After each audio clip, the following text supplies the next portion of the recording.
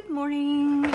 It's Allison from Dreamweaver Designs Jewelry, and today I am bringing a probably not short tutorial. I try to make them short, but this one's probably going to be a long one. The tutorial is on what you see here. It'll be the technique of how I created these pieces. It all started with these here.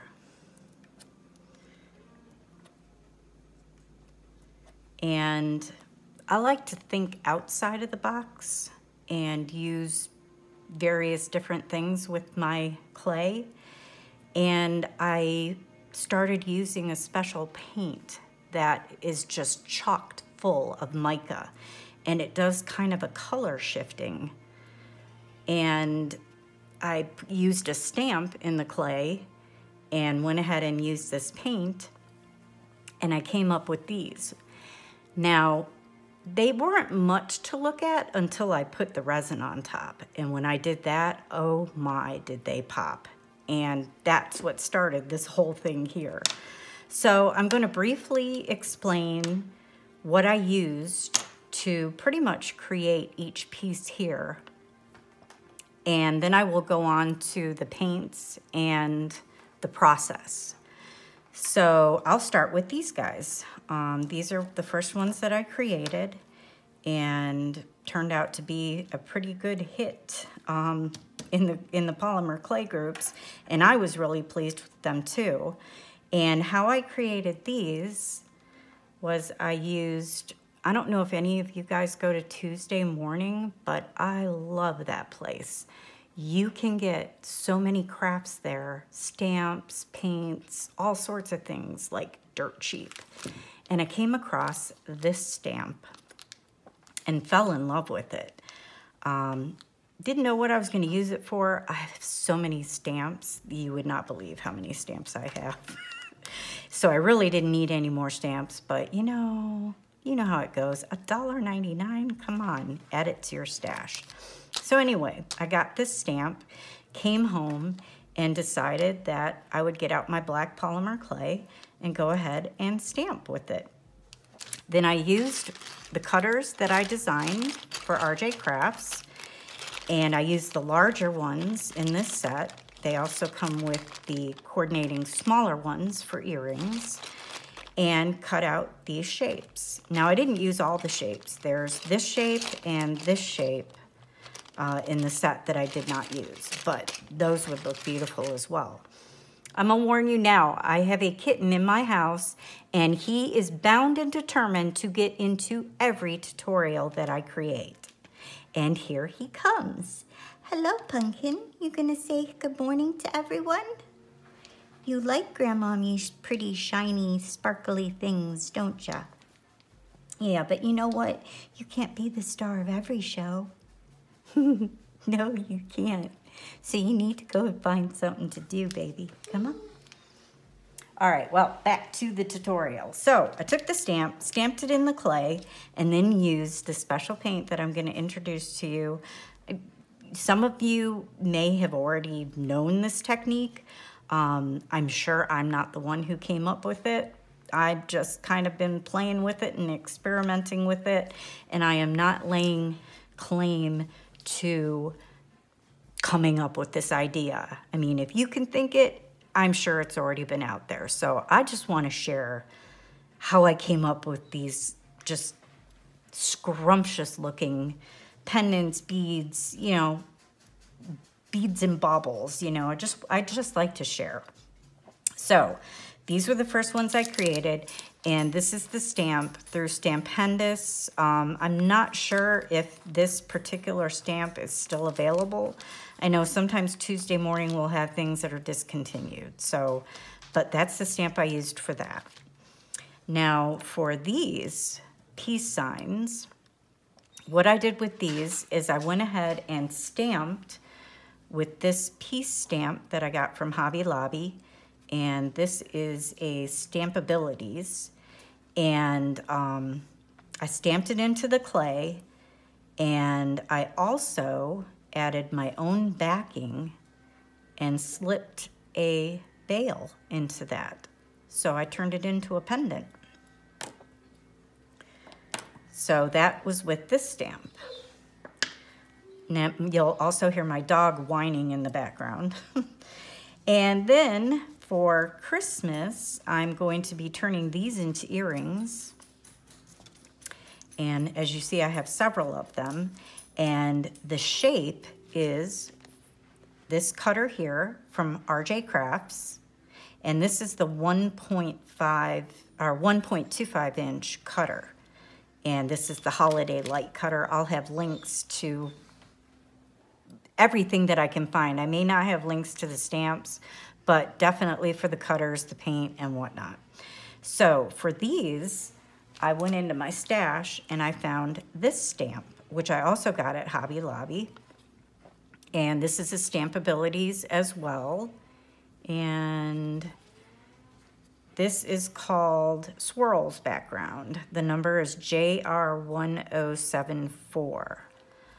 And I stamped that into the clay, and then I cut my shapes and added this extra part up here with just rolling out some clay and putting it on there to make it look like the top that screws into the socket. So those are those. Now, with the holidays coming up, I also had to make Christmas trees. And last year I made Christmas trees that were more holographic. These are kind of very decoric looking, and I like that style. So these I made with stamping an impression into the clay. Mind you, all of this is, I've used black clay, and Primo is my thing. So I always use Primo. I love it. Never have any problems with it. It's hardy, it's bendable, it doesn't crack, it doesn't break, you know, all of that. So I used this cutter from RJ Crafts. And what I did with the smaller one to make the earrings, because I was sad that I should have gotten the smaller cutter, but I only got this one. And I am going to invest in probably the whole set. And the holiday lights also come in a full set. So to make them a little bit smaller from the earrings, I just chopped off that, or not chopped, but sliced, cut the bottom part off. I suggest getting the actual cutter though, because I don't know, to me it looks a lot neater. But I used this cutter, and Pumpkin, you can't keep coming into my videos. And I used this stamp, which I thought like was perfect for the Christmas tree. And I'm not sure what this stamp is called. French Waves. I need to get my glasses, and I don't know where they are. Anna, stop. Well, anyway, I think it's French Swirls or Waves. At any rate, I got this a long time ago. This is by Prima. I don't know if they still make it. So that's that. Then for these, I put them, after I created them, I glued them into a bezel, a silver bezel that has a bail on it. And to create those, I actually used a pendant that I had, and I turned it upside down and I pushed it into the clay to give an impression. Because with these, what you want is the paint is going to make the color shift when it's going into the impression. And then the higher points, you'll either have some black left if you want from the black clay, or you'll have the other color that's in the color shift paint. Pumpkin, you're driving me nuts, buddy. So I used that, and then I just used a 1-inch circle cutter, which most of you probably already have. Come here, buddy. You have got to stop. All right. Now, what have I not gotten to? I'm sorry. I guess these here. These are 1 inch, and these were also created with stamps that I got from, you guessed it, Tuesday Morning, and it's these stamps here, and I just used the 1 inch circle cutter again.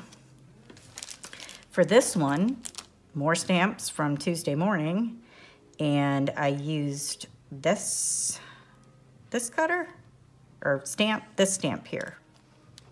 And these were dirt cheap, $2.99. Bo Bunny, oh, Bo Bunny makes some of the best stamps. So I did that. And then for this one, and for these guys, I used these stamps, which I also found at Tuesday Morning. And these I just got the other day at Tuesday Morning, and Bo Bunny had a bunch of them. They had a bunch of Bo Bunnies, so I just like picked up probably all of them because I'm a craftaholic and I like to collect. So that is that. These are a lot of fun to make. They're actually become quite addicting. Go through your stamp stash. Try and work without, you know, I'm going to be getting like a studio outside of my house starting next year. And I am super excited for that. As much as I love kitties and I love kittens, I don't have the means to make videos now without having them in and without doggies making noises. So that will be happening next year, and I will probably share the process of the building of it. But anyway, I'm excited about that. So go through your stamp stash and go through your cutter stash. I'll have links to the cutters if you want to make these specific shapes for the trees and the fat teardrops and these designs here and the trees and the holiday lights. I will have links for those.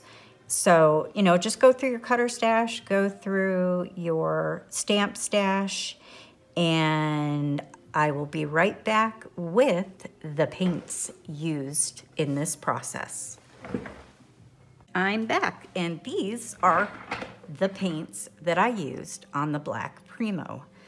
These are Color Shift paints by Folk Art. I believe there are 10 to the set, and I believe I probably have all of them. Some of them I don't like the color shift as much as these three. These three are probably my favorites. This one will produce a purple, which is what I used on that.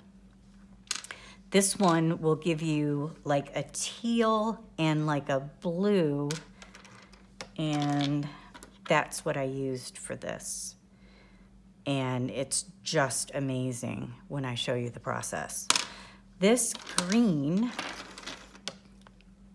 is what I used here. So it'll give you like a green and a gold, or a greenish gold. So that's these. These you can get at any craft store.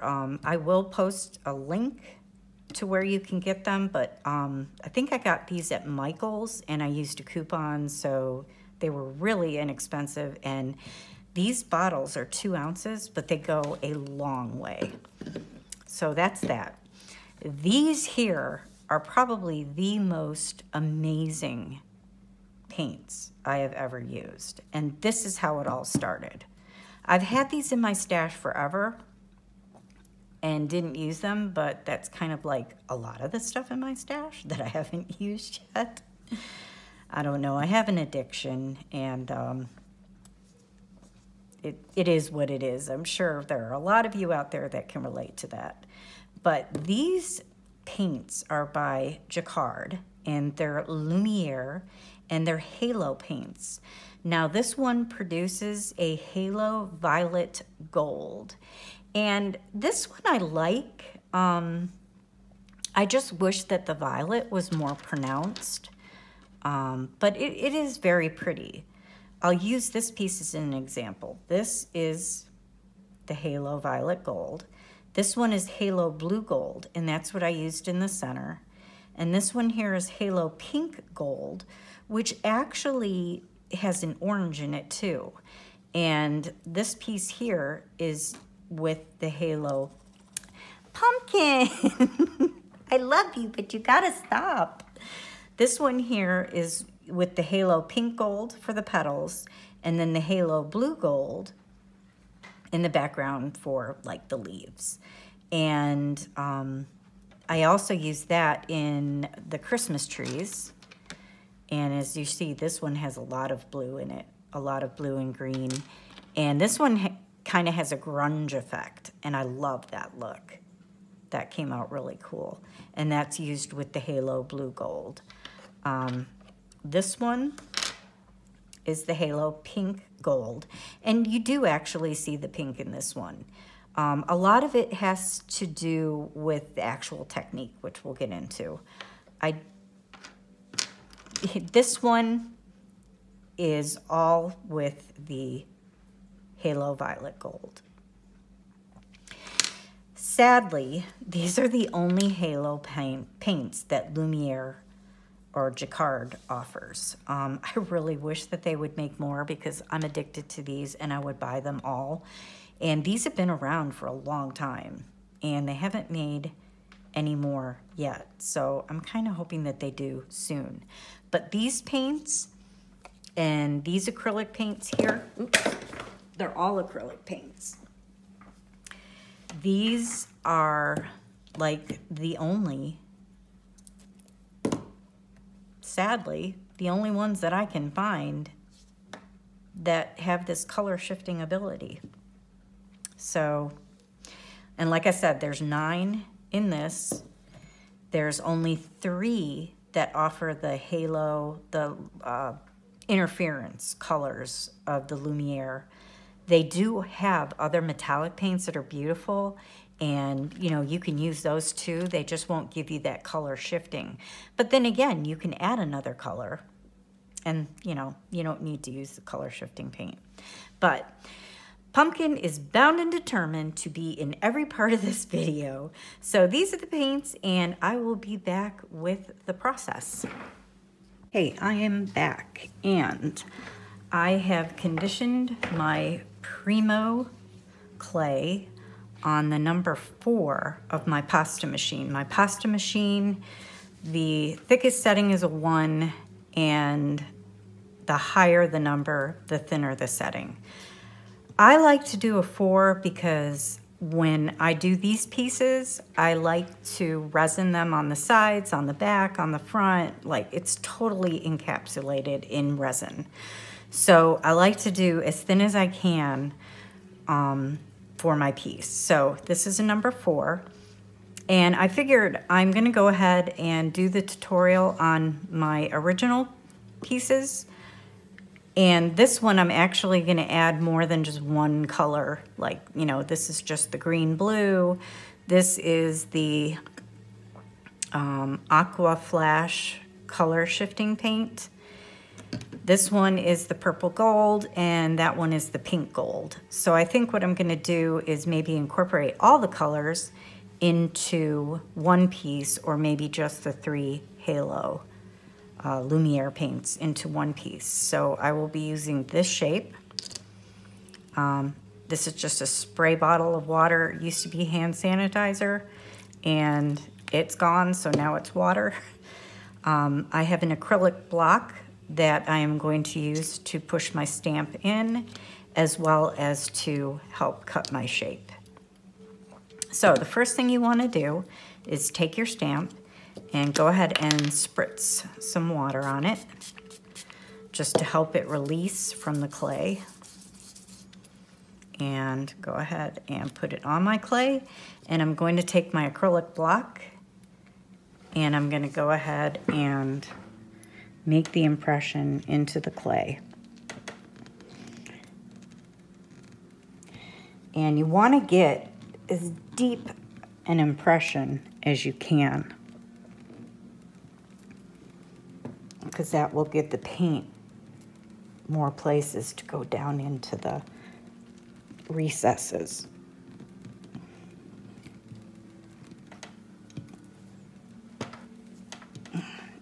think that's good.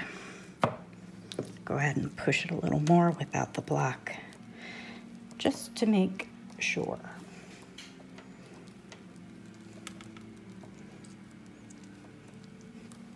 Okay, I'm gonna go ahead and, yeah, that looks like a great impression. It's nice and deep.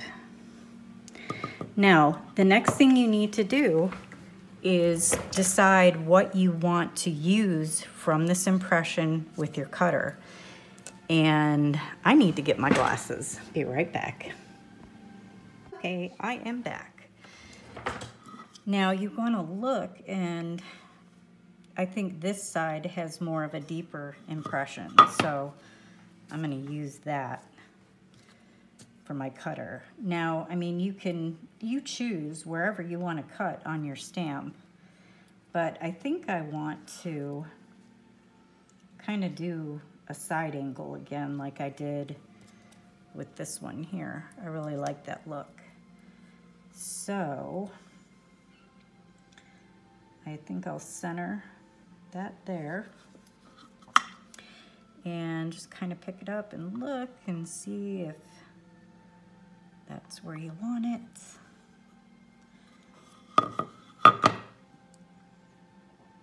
Gonna pull it down a bit.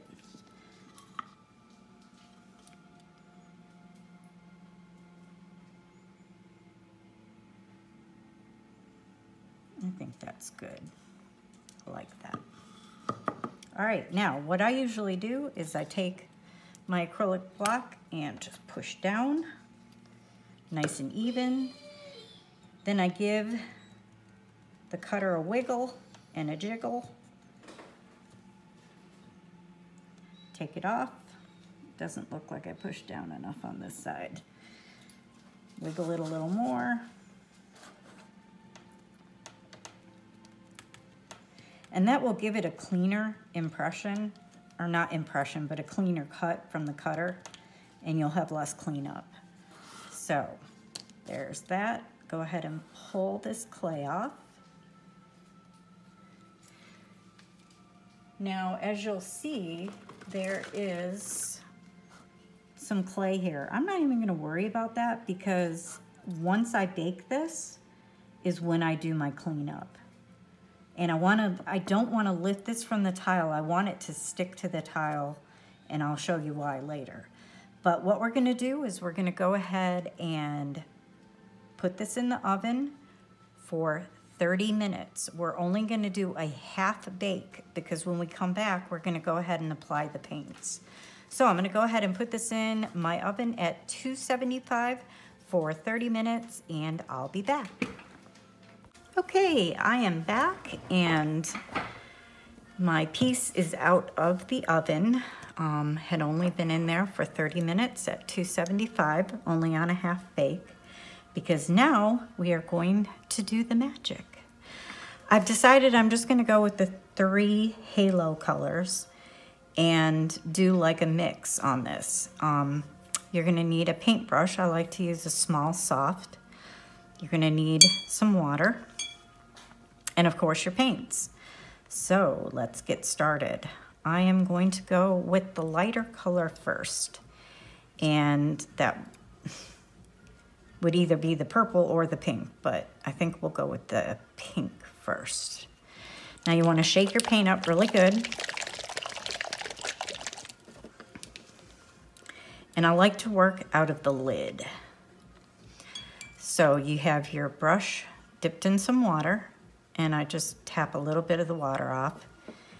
Grab just a little bit of the paint onto your brush and apply where you want it. And I think we'll go with the petals in this color.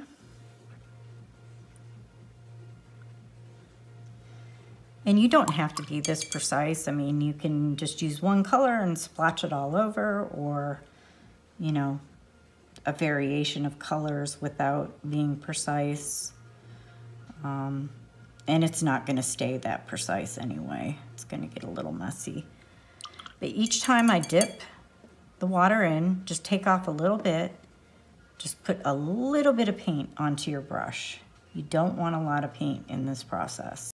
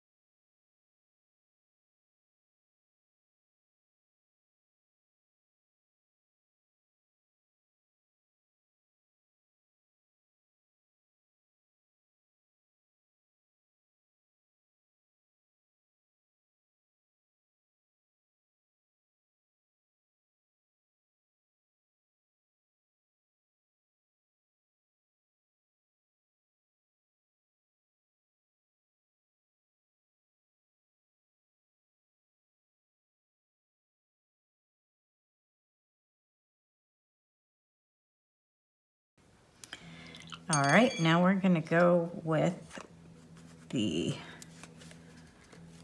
green. Shake it up good. Excuse me, that was my stomach. It's almost lunchtime. Go ahead, put a little water on your brush and just take a little bit of paint. Little bit goes a long way. And to get the effect, you don't want to use a lot of paint. Just a little bit. A little bit of water, take up a little bit of paint.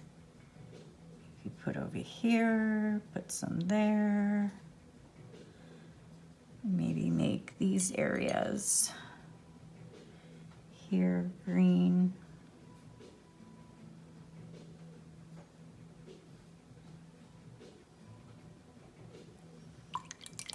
Now we're going to go back with just water and just dabbing it in those areas, and you'll see the blue. Well, when the water touches this paint is when the blue comes out in it. Touch these areas with water. And you do see some mixing going on, and that's fine. It's spreading into the other areas. I don't mind. Whoa, and let's spill our paint. Awesome. We'll clean that up later.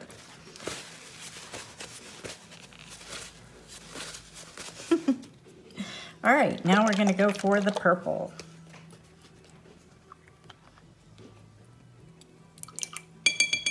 And I think I'll do this part in here, purple. This is the purple gold. My head is probably in the shot, sorry.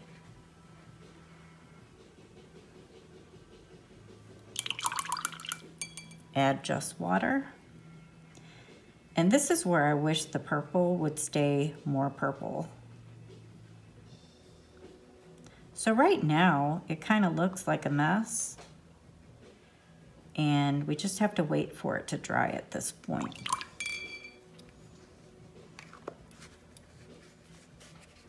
And that's the hardest part, because you're gonna need to let this dry probably, I don't know, a good hour or two.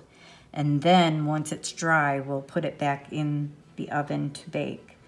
But before we do that, this is the time that you can go through and do any little touch-ups you might want to do, like this area here. I wish had a little more of the pink gold in it, so I'm going to add a little bit more. to this area. And then add a little more water.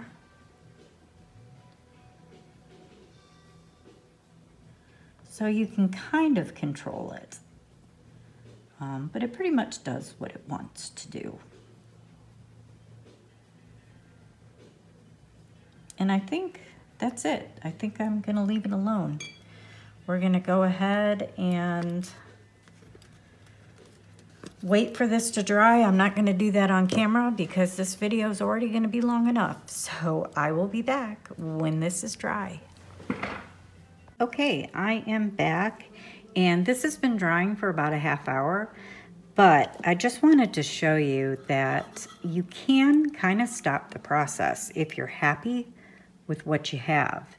And I'm pretty happy with the way this looks, and I'd like to keep that purple staying purple, or the violet rather, and some of that green where it's really blue, I'd like that to stay blue. So what you can do at this point when it's fairly dry is you can go ahead and put it in the oven, and it will lock in most of that color. That color will stay the way, pretty much the way you see it now. So I'm gonna go ahead and do that. So I'm gonna put it in at 275 for 30 minutes and I'll be back.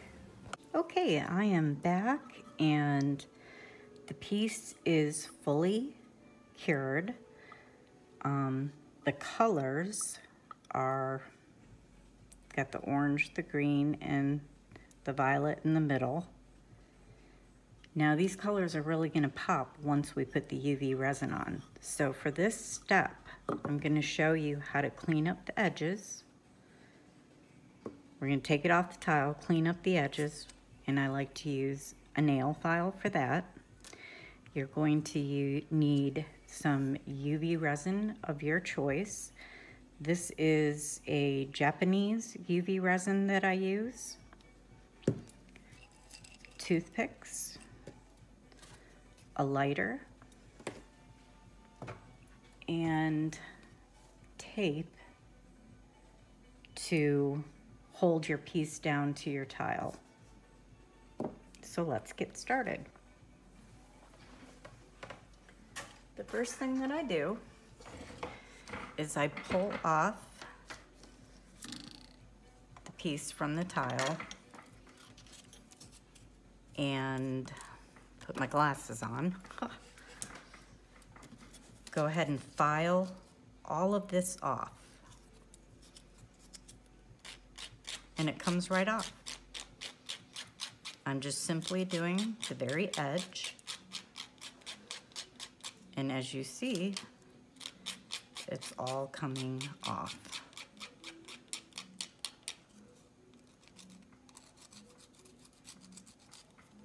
So I like to resin the edges of my piece, the backs, and the front.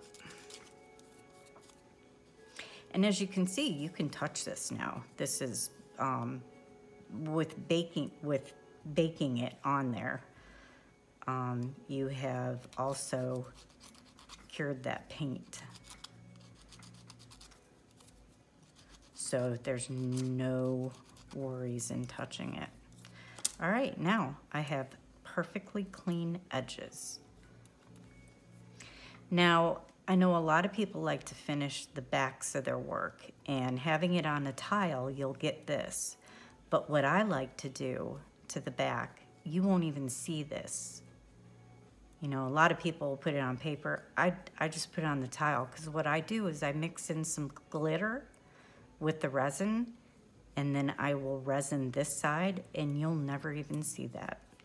So, go ahead and clean this up.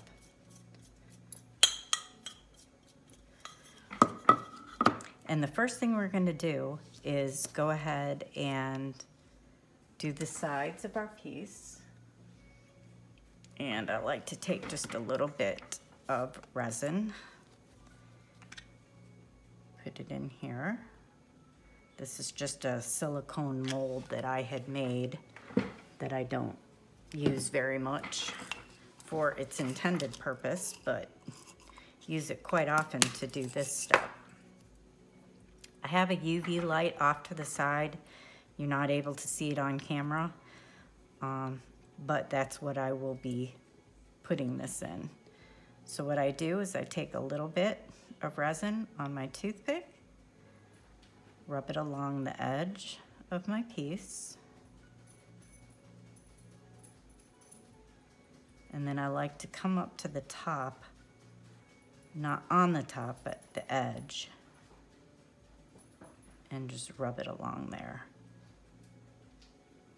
You want to make sure that it's even and that you're not getting any spots of resin that will be higher than any others. And that looks good. So I'm going to go ahead and put it in my UV light, which is off camera. And I just hold it in there for a few seconds for it to cure. Anna, stop.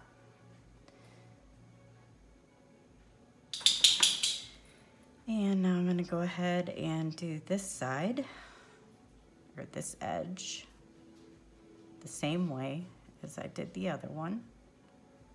Just run that resin along. And the reason usually I don't show this step, but I've had a lot of requests of people asking me how I do my resin.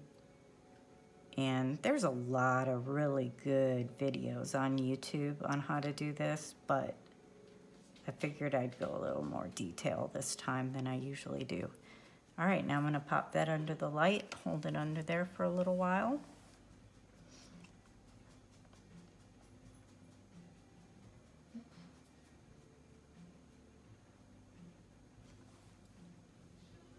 And now I'm gonna get this last edge. Do the same thing with this edge. Anna, stop. My dog is whining. I don't know what her issue is. Get a little bit up on the top. That kind of, I don't know, I kind of feel like it gives it a little bit of a ledge, if you want to call that, because you have a stamped image into your clay, and I feel like it helps the resin not run off in the areas that are lower. All right, that looks good. I'm gonna go ahead and put that under the light, and I like to leave the piece under the light for about 5 minutes once I've done all the edges. So I'm gonna go ahead and do that, and I'll be back. Right, the edges are completely cured. So now I'm going to do the top part. And to do that, I always like to lay down some tape to stick my piece to so it doesn't move around, and if there's any curling that wants to happen, the tape will prevent that.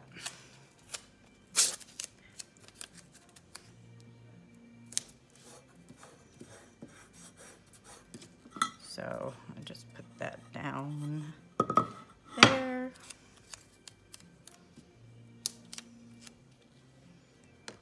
And down there. And go ahead and put my piece on.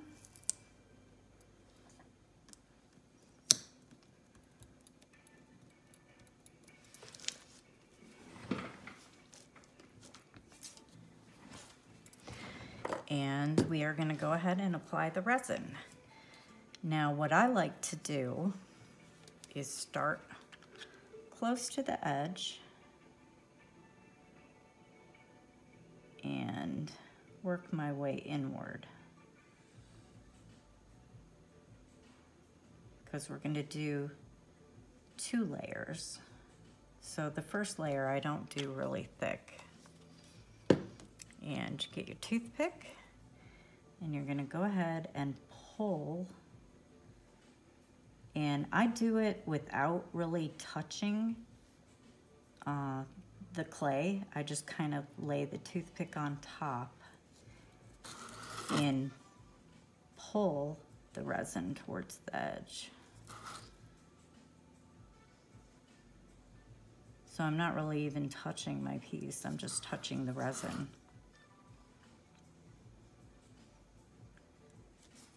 And just pull it all the way to the edge without going over. And you're already starting to see the colors pop.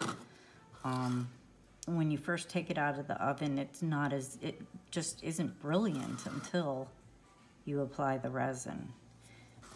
And even that first coat of resin, it doesn't pop like until you put that second coat on, and then it's just, whoa.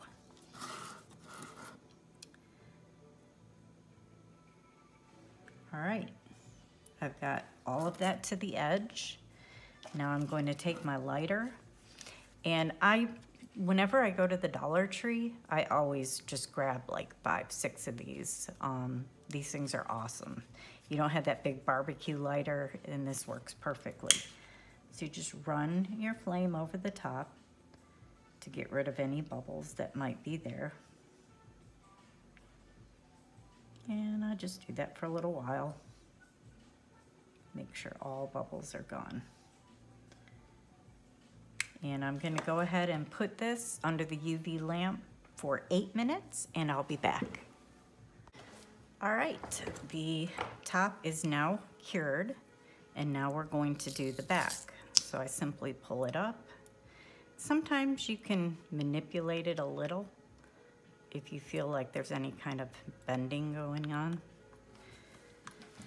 Set that down. Now I'm gonna put this off to the side because I'm gonna show you how I do the back with glitter. So what I do, I have these little silicone cups, and you can get them at TKB Trading. And I like these because I'll just pop this in the lamp, and then that will cure that resin, and I can pull it right out of there when I'm done. So I add some resin to the cup. Then I add my glitter, and I'm using Martha Stewart glitter, black. And I just add a little bit carefully.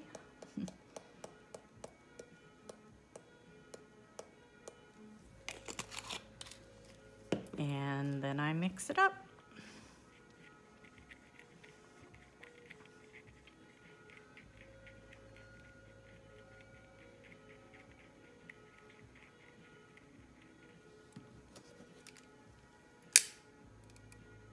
Now I'm going to take the glitter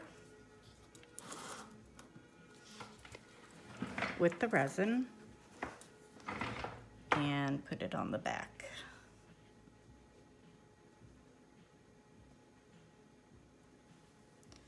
And I just pour it right on there and then spread it out.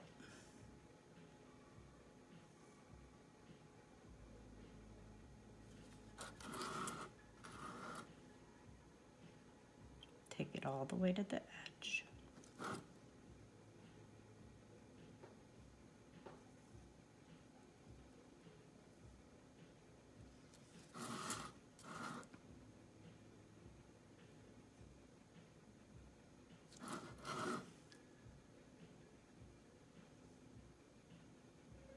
And then your back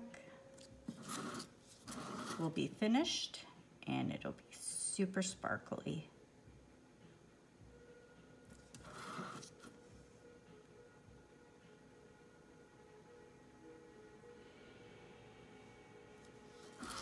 Check and make sure that I've got it all the way to the edge. And we're going to do the same thing with the lighter. Run the lighter over it to get rid of any bubbles. You can see them popping. And now I'm going to go ahead and put this in the UV lamp for 8 minutes, and I'll be back. All right, the piece is out of the UV lamp. I went ahead off camera and put a second coat on the back, and look at that sparkle.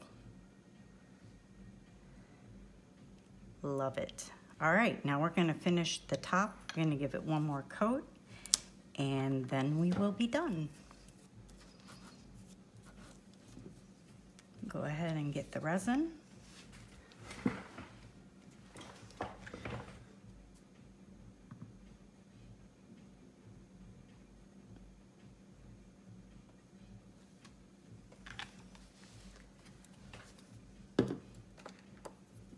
Pull it out to the edges.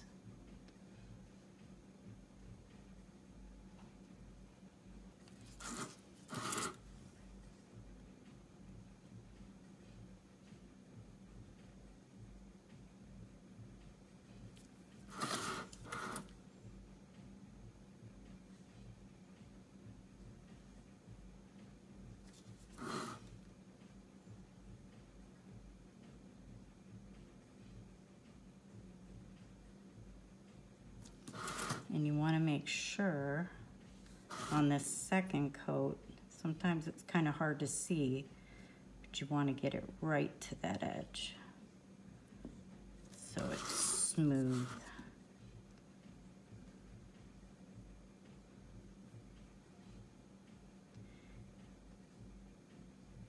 And you'll kind of see as you're doing it if you're getting it totally to the edge, if you look at it kind of at an angle. You know, the resin, it just takes a little practice. By no means be afraid of it, because once you start, you're going to be hooked. It just makes your pieces, if you're looking for shine, it makes your pieces just incredible. All right, so I'm going to go over it with the lighter, pop any bubbles. And I am going to put this in the UV lamp for 8 minutes, and I'll be back. Okay, our piece is fully cured. Here's the back, the front, and the sides are all fully cured.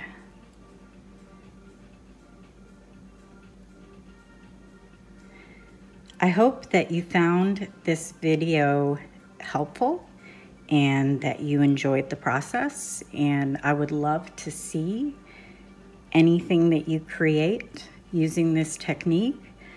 I'm also going to be giving away this piece. All you have to do is comment, like this video, and share it on social media, and in 2 weeks I will pick a winner. And you will have your choice of either having the top drilled, or I can put a bail on the back for you and you can have this as a pendant. So that's how I do this technique. I hope you enjoyed, and thanks for watching.